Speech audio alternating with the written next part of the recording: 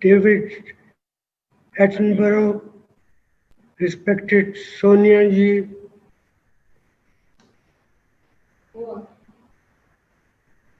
no, You can continue. members of the jury of the Indira Gandhi Prize, trustees of the Indira Gandhi Memorial Trust, friends.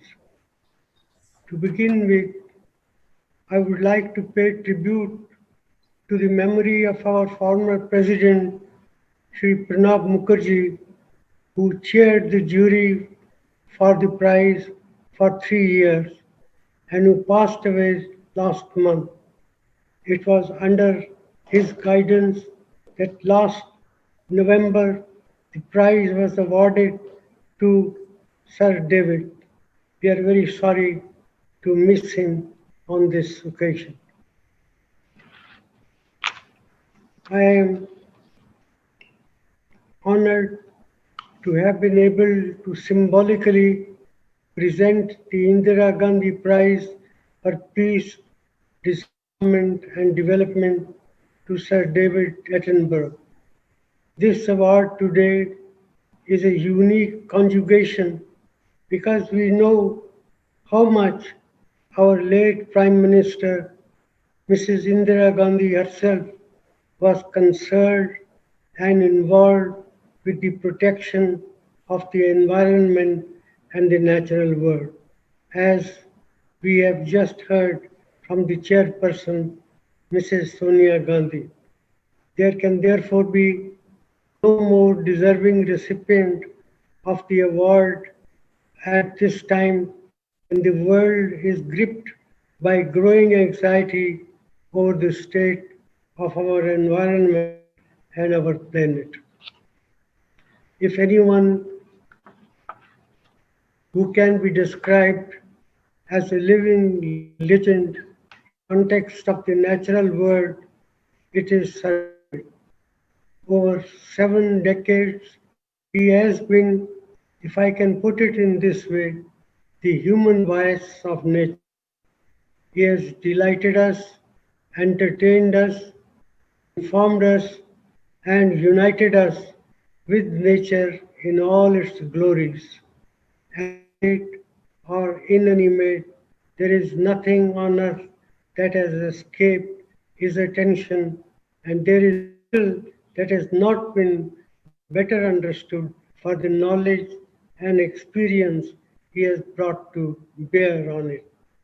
Through the medium of films, so many of which have been prize winning creations, books, articles, and talks, he has vividly brought life for millions upon millions around the world, from children to aging adults, the wonders, beauties, and mysteries of the natural world.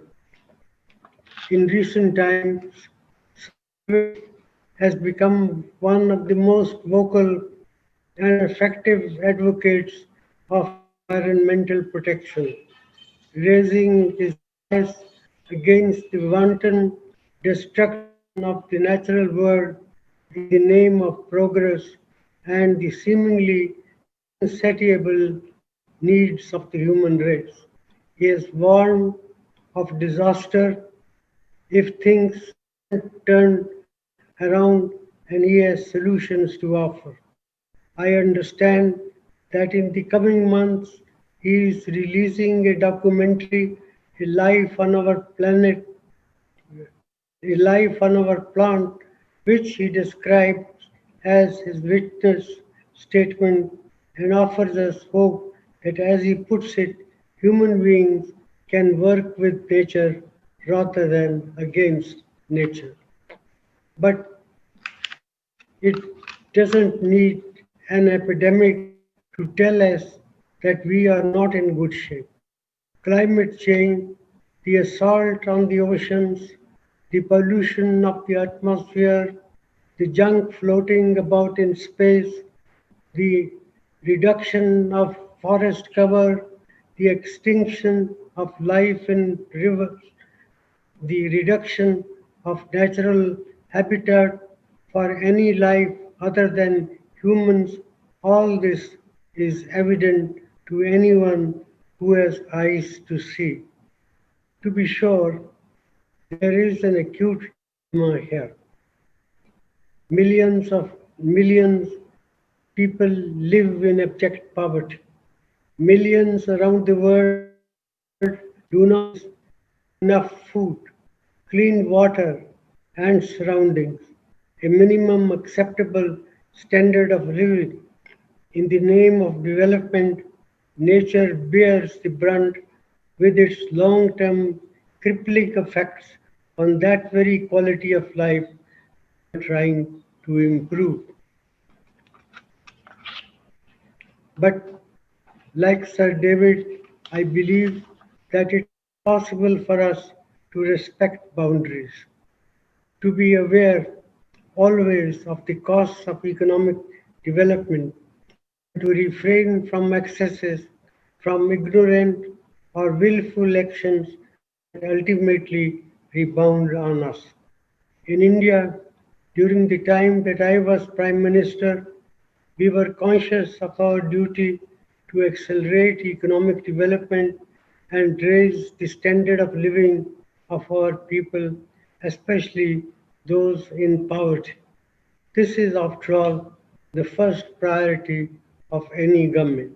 At the same time, we were very selective in allowing projects that impacted the wilderness or the habitat of wildlife.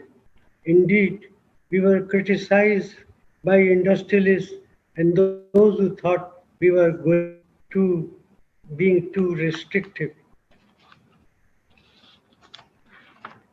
But I believe that if a proper balance is not firmly held, the results are deleterious and self defeating. We were also an active voice in international forums and discussions on issues concerning the environment, and I like to think we made positive contributions to the protection of the planet. I hope this award, one among the many that Sir David has received in recognition of his work, will help take the message of Sir David's life and work further. It's a message that needs to be heeded across the world by leaders who make policies and by the people who elect them or influence them in other ways. I look forward greatly to hearing him deliver his acceptance speech. I thank you.